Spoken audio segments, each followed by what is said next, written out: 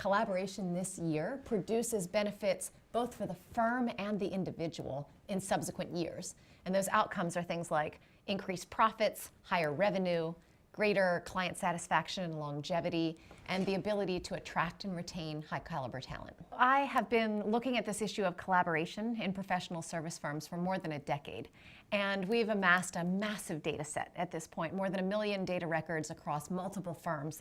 And so we have timesheet records, we have personnel records, compensation records, all of that.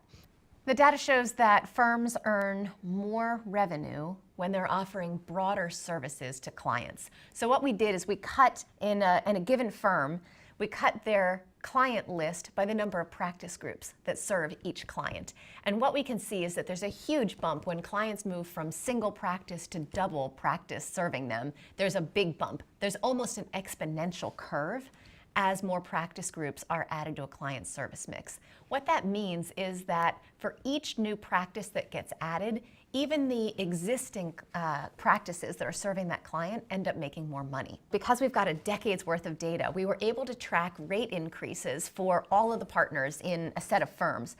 And what we found is that for the partners who were collaborating more across different practice groups, their rates climbed significantly higher than the average rate increase for the Am Law 100.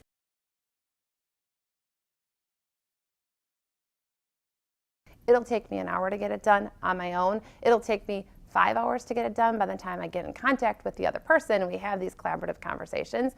And there are days when you just want to get things off your desk. Sometimes there's a temptation when it's in my wheelhouse for me to do it myself rather than to wait for somebody else to do it because maybe it's easier to do it that way, or maybe I think it's going to be faster to do it that way. But in the long run, I'm not sure that reaps the best rewards if you try to do it yourself. Most people would agree when you get to your comp review, you're still hearing about, a couple numbers. You're not hearing about the level of client share and collaboration. You might hear that from kind of a goodwill perspective and a good job, but I think when you're tying that to your own personal comp, there is a sense that a couple numbers really matter, and it's not really the level of collaboration. Well, I probably won't reach out to that specific partner again, but in terms of the client relationship, I've never had one. I've always, as a matter of fact, it's rare to find a client relationship that there isn't some sort of bump in the road, whether it's a partner or some billing issue or whatever it may be. But that's our job, to be able to forge that strong a relationship with them so that we can get over that and move on to the next thing. It happens in every relationship.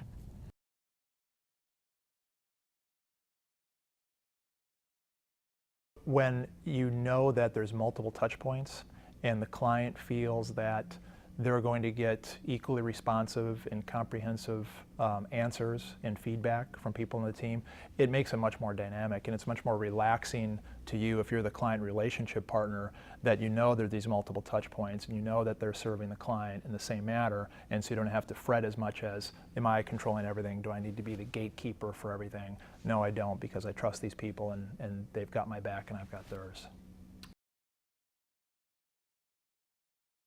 I'm not a solo person. That was, working by myself was always something to me that was boring about law school, is sitting in the library by myself. And I said my first year was like my highlighter was my best friend. Like, that's terrible to me. Team experience is absolutely why I continue to do it. I've never been so fulfilled coming to work knowing that someone else has my back. That has really been making Foley very fulfilling for me, and I would say really makes me happy to come to work, much more so than it did 5 years ago.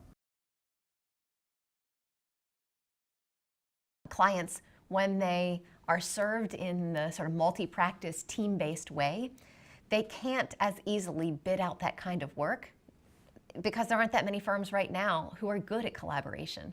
And so they might see any given lawyer as fungible, but if that lawyer teams up with 2 or 3 other people, it's hard for the client to find a substitute team in another firm. Not only the clients stickier, but your attorneys are stickier, because when your attorneys have a diverse practice and are working with a lot of different clients, they have a more bulletproof practice.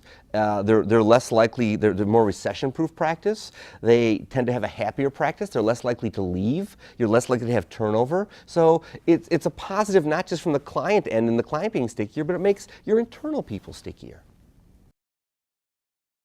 Because a law firm partnership structure is one in which it's just hard to move the ship quickly in any direction, I think we all have to recognize that every partner in a firm bears some responsibility for their own behavior, and that moving that ship is actually an amalgam of a huge number of small behaviors and decisions that people take on a day-to-day basis.